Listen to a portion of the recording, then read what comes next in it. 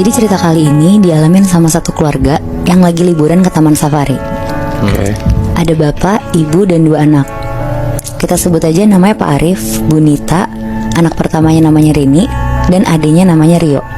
Arif, Nita, Rini, Rio. Betul. Oke.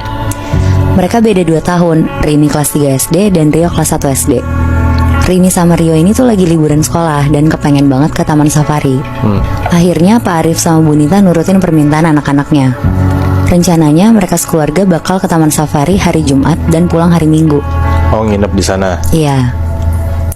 Jadi ceritanya Pak Arif sama Bu Nita mau surprisein anak-anaknya buat nginep di karavan taman safari. Kalian pernah nggak nginep atau tahu karavan taman safari? Gue nggak tahu lagi. Gue juga nggak tahu. Nggak tahu ya.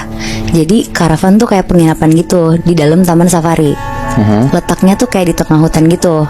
Terus kayak bener-bener ngerasain pengalaman tidur di karavan yang bentuknya mobil gitu. Oh, Iya. RV gitu ya? Iya, Oh, kebayang nggak? Kayak di luar negeri yang bis gede gitu nggak sih? Iya, benar. Oke. Terus. Nah, dari sekian banyak penginapan di taman safari, Pak Arif sama Bu Nita tuh sengaja untuk milih nginep di karavan karena pengalaman baru juga kan untuk mereka sekeluarga. Ya. Akhirnya berangkatlah mereka berempat ke taman safari hari Jumat pagi. Rini sama Rio tuh seneng banget, dari rumah udah sibuk nanya-nanya kayak kita harus bawa wortel ya, dan pertanyaan-pertanyaan lain tentang hewan yang akan mereka lihat nantinya. Pas mereka udah sampai taman safari, karena ini pengalaman pertama mereka tuh takjub banget mau Bi. Dari awal masuk taman safari kan pintu masuknya gede banget ya, kayak megah gitu. Muka mereka tuh berbinar-binar banget, berisik banget, terus teriak-teriak gitulah. Mereka masuk ngelihat jerapah, kuda nil, dan macam-macam hewan yang masih bisa dikasih makan lewat jendela mobil mereka. Terus tiba-tiba mereka masuk ke kawasan yang danger gitu, kawasan macan dan lainnya yang diharusin untuk nutup kaca mobil mereka. Ya. Di situ Rini nanya-nanya, kok kita harus nutup kaca mobil sih Pak? Rini kan mau lihat macannya biar jelas. Terus Pak Arif jelasin kalau macan tuh hewan yang berbahaya. Ya kayak sambil ngasih edukasi ke anak-anaknya pokoknya.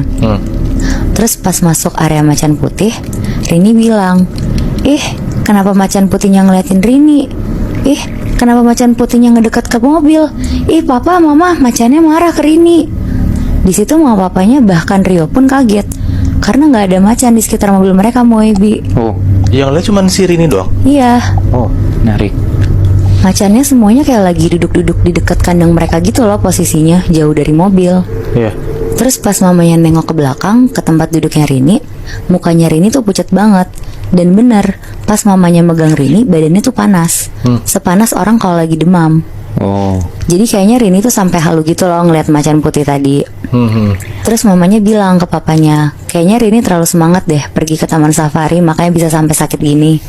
Soalnya kayak kalian tahu nggak, anak kecil kalau excited mau pergi pasti demam gitu loh sebelumnya. oh gitu ya? Iya dulu sih gue gitu. Iya. Oke. Akhirnya mereka sekeluarga nyelesain lah trek taman safarinya. Mereka jalan terus sampai ke penginapan mereka. Pas sampai di karavannya, itu tuh waktu nunjukin jam 4 sorean lah kira-kira. Bu Nita gendong Rini, terus nidurin Rini di kasurnya. Jadi tuh unik banget Moebi. Biar ada gambaran, di mobil karavan ini tuh ada 2 kamar. Satu kamar yang kasurnya master bed gitu. Satu lagi kamarnya tuh yang tingkat atas bawah. Oh, oke. Terus ada ruang tamu yang ada TV-nya juga. Jadi sebenarnya tuh sempit. Nah hari ini tuh lagi sakit tapi masih banyak mau gitu loh. Bukannya dia tidur sama mama papanya, tapi dia ribut banget minta tidur di kamar yang kasurnya tingkat atas bawah.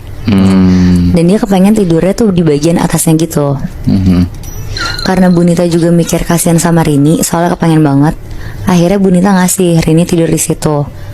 Udah tuh Bu Nita ngasih obat dan lain-lain. Sekitar jam 8 malam Rini udah tidur karena efek obat. Adenya si Rio tidur di kasur bawahnya. Pas mereka berdua udah tidur, Bu Nita sama Pak Arif tuh lagi nonton TV di ruang tamu. Tapi tiba-tiba mereka dengar ada suara orang-orang dari mobil karavan sebelah teriak-teriak, ada macan lepas, hati-hati. Dengar suara itu mereka berdua kaget banget dong. Hal yang pertama dilakuin yang ngecek ke kamar anaknya. Pas dicek, anak-anaknya aman nih, masih pada tidur, bahkan udah pulas.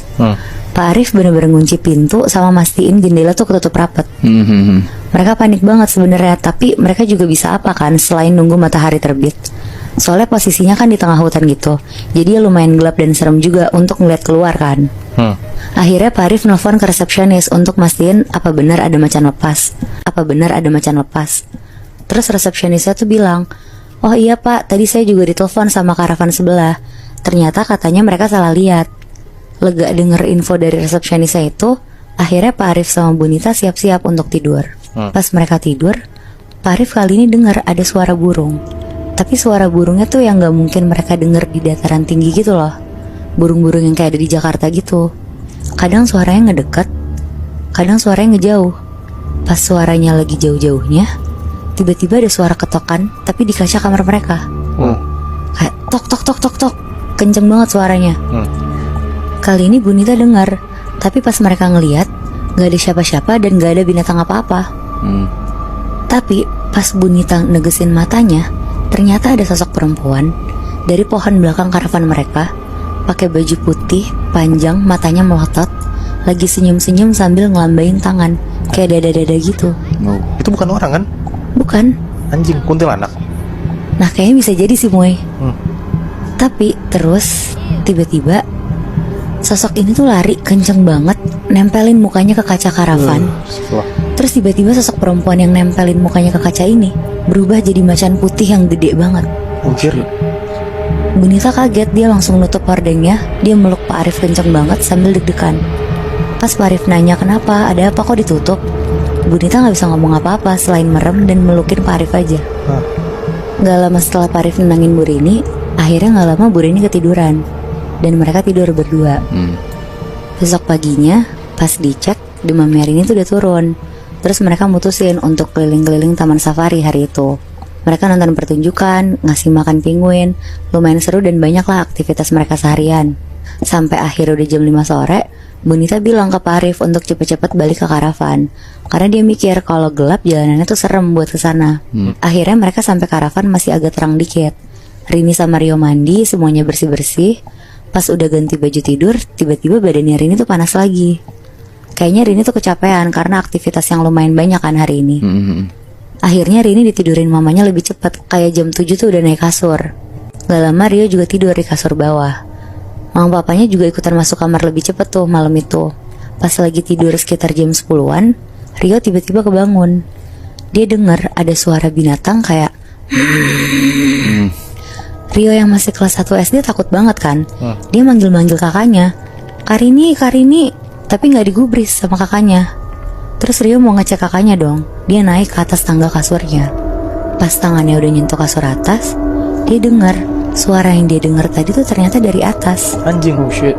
Tapi pas dia lihat, ya benar kakaknya masih tidur di atas. Tapi yang anehnya, ada ekor warna putih garis-garis hitam keluar dari bagian belakang badannya Rini. Oh shit. Dan pas dia lihat ke tangannya Rini, dia ngelihat kukunya Rini tuh kayak kuku macan yang panjang-panjang gitu. Cir. Akhirnya Rio tuh jatuh ke bawah. Dia teriak, "Mama!" Akhirnya papa sama mamanya tuh datang ke kamarnya.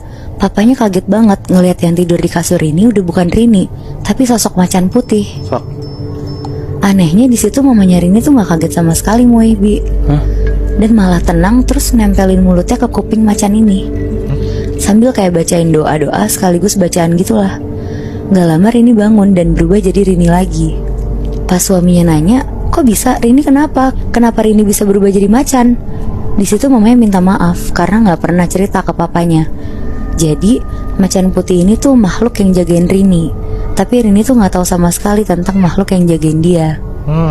Yang tahu tuh mamanya, karena sebenarnya macan putih itu adalah makhluk penjaga, turunan dari keluarga mamanya.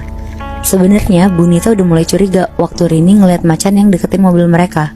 Dan mamanya mikir kalau makhluk penjaga Rini itu ngerasa kepancing ngeliat macan putih lainnya. Oh shit. Tapi berarti Nat, penjaganya si Rini ini sosok cewek kuntilanak itu atau macan sih? Jadi itu tuh sosok siluman gitu loh Moy.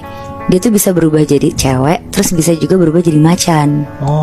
Tapi kenapa sosok siluman ini nunjukin dirinya jadi cewek kayak seakan-akan nakutin Rini gitu? Soalnya dia kayaknya pengen nunjukin dirinya aja sih Bi. Soalnya kan si Rini juga gak tahu kan dia dijagain sama sosok itu. Iya bener. Jadi sebenarnya nggak ganggu, Bi. Oh iya. Ada tetangga yang kadang ganggunya kan karena berisik atau karena jorok gitu kan, yang kayak lo gitu. Nah tapi ternyata di daerah Lampung ada satu tetangga yang ternyata mengganggu tetangga-tetangga lainnya karena rumah ini main hal-hal mistis. Dan yang ngalamin kejadian pun juga banyak gitu loh. Tapi salah satu yang mau gue ceritain dari point of view satu keluarga yang namanya Pak Ferdi, kita sebut aja. Pak Ferdi ini tinggal bertiga